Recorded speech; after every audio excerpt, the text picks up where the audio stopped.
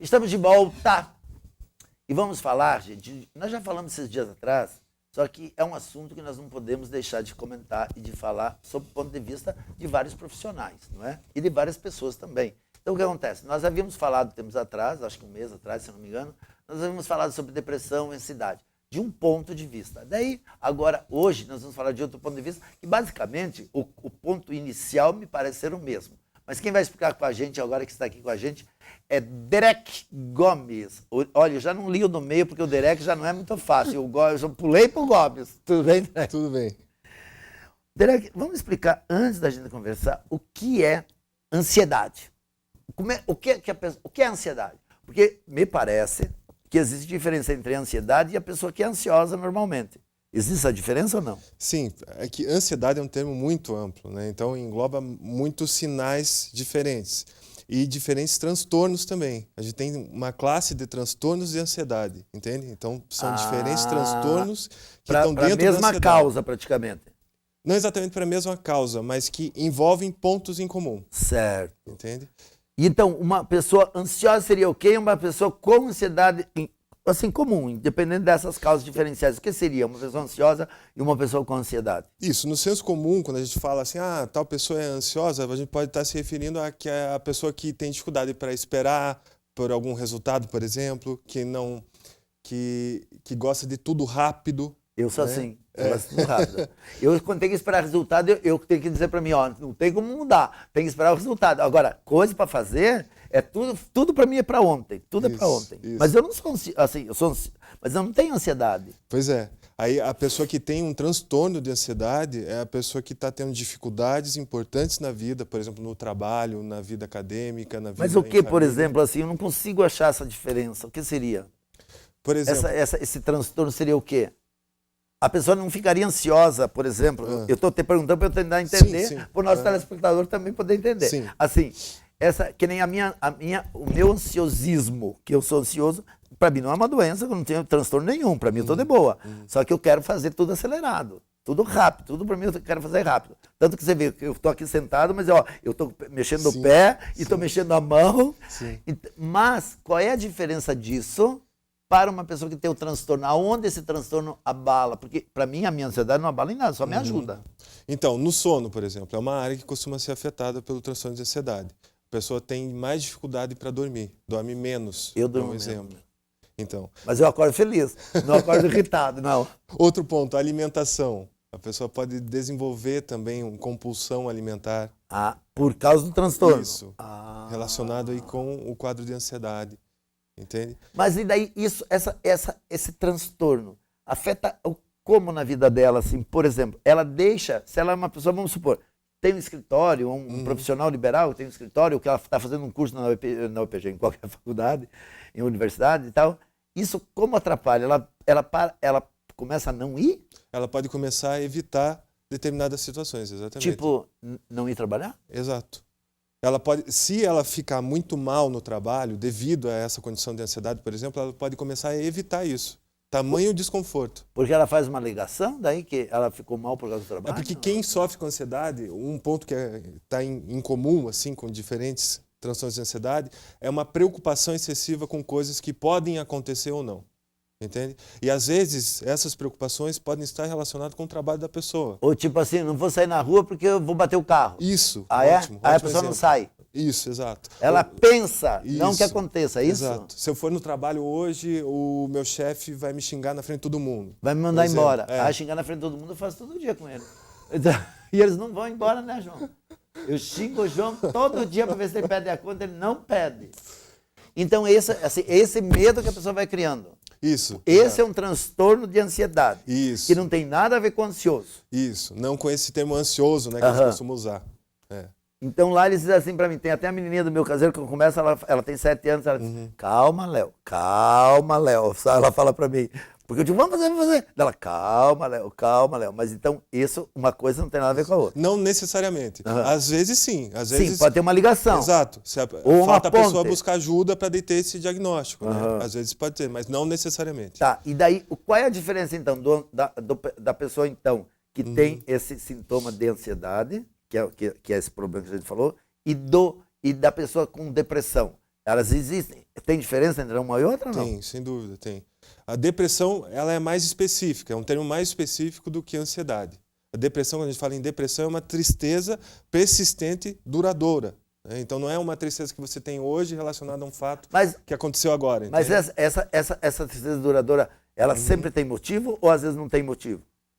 Geralmente tem motivo. A questão é que muitas vezes não é fácil para a pessoa identificar qual é esse motivo. Ela prefere dizer que não tem. Ela prefere apagar dentro dela. Sim, ou um outro tipo de explicação que a gente está muito acostumado é internalista, né? Do tipo, é que está faltando serotonina para mim, entende?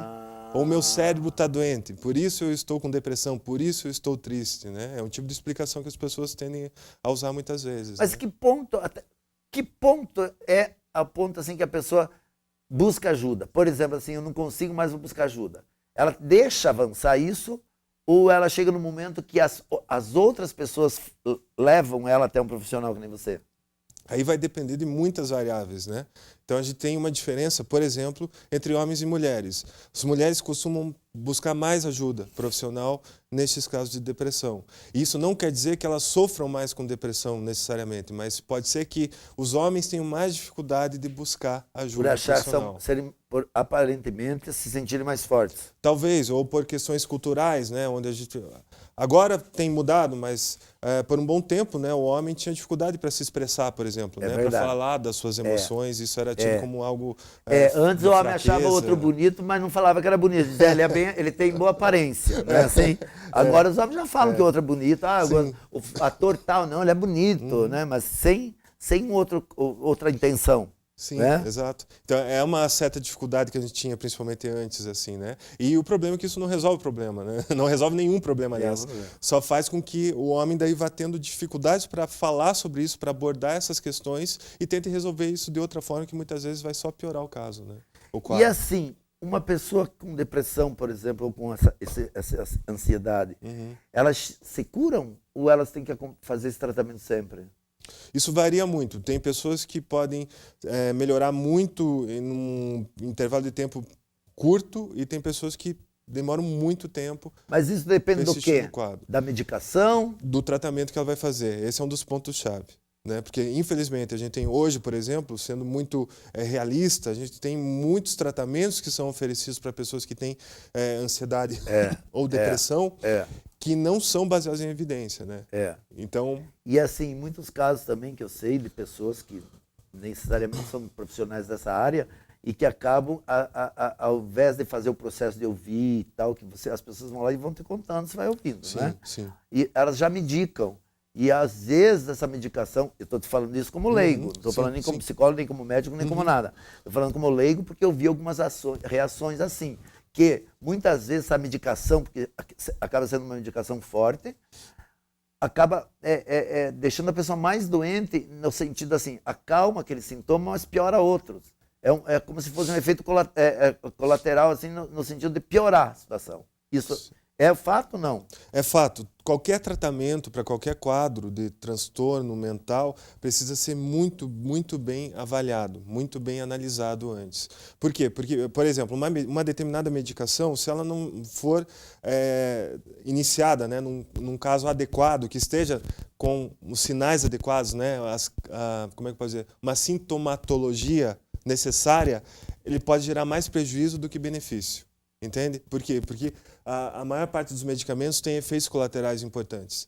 Então, se você não tomar cuidado, por exemplo, o psiquiatra, né, quando vai lá administrar um determinado medicamento, precisa fazer uma avaliação muito adequada. Mas às vezes nem é psiquiatra que faz essa medicação. Pois é, a gente sabe que tem mais isso ainda. Às vezes nem é o psiquiatra, porque o psiquiatra ainda, acredito eu, que o psiquiatra toma esse cuidado que você está falando, né?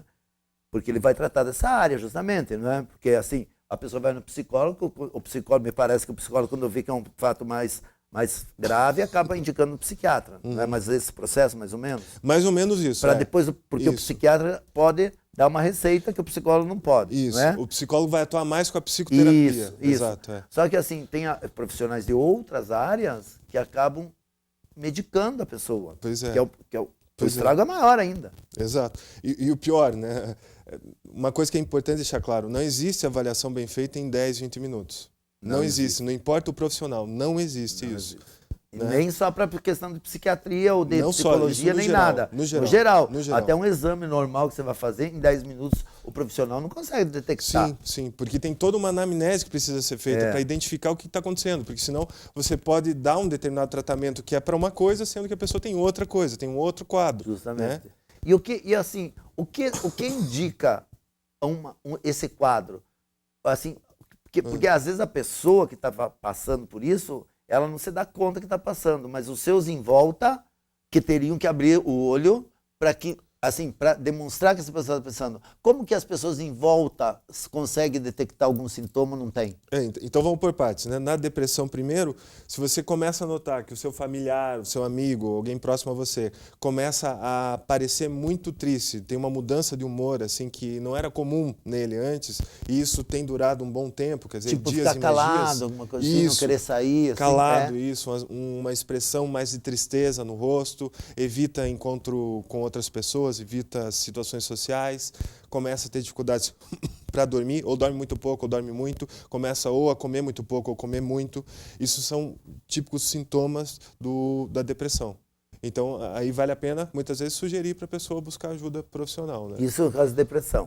Isso. E no caso dessa síndrome de ansiedade aí? Da ansiedade, você começa a perceber que a pessoa começa a ter muito medo de coisas que podem acontecer. Mas é diferente da síndrome do pânico, não é? Ou é igual? Síndrome do pânico está dentro da desse ansiedade. grande aspecto da ansiedade. Tá. É um dos transtornos.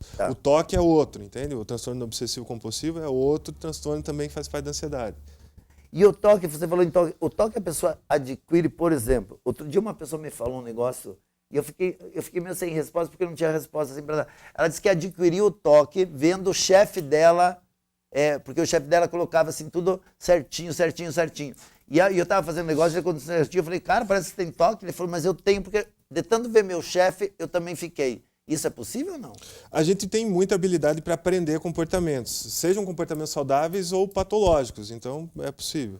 É possível existir essa... É possível, sim. Sem a pessoa ter essa síndrome, é possível ela adquirir essa coisa do toque só de estar vivendo com outra pessoa, assim, de convivendo com outra pessoa? Sim, dependendo do contexto dela, exato. Dependendo do contexto dela, Só tem que diferenciar, né? Porque, querendo ou não, quando vai para o público em geral, às vezes é muito simplificado e às vezes fica tudo mal parece uma coisa compreendido. só. O toque ele precisa ter tanto essa parte da compulsão, que é repetidamente ter determinados comportamentos, quanto também pensamentos, sabe? De preocupação, de se eu não fizer isso, tal coisa vai acontecer, por exemplo. Sabe? Pensamentos. Se eu não, antes de sair, eu não deixar aqui, eu tal coisa, não fechar 3 vezes a fechadura, tem umas coisas assim. Exato, né? precisa ter esses dois componentes para ser toque. Gente, ó, quando a conversa é boa, vai rapidinho, né? Vai. Então, Derek, onde as pessoas... Isso. Onde é que as pessoas se encontram? Então, eu atendo no Executive Center, na rua 7 de setembro. Vocês fizeram abaixo-assinado para mudar a rua ali, não? Eu não participei desse abaixo-assinado, mas fiquei sabendo... Uma coisa não tem nada a ver com a outra, né? Mas é que eu soube também de...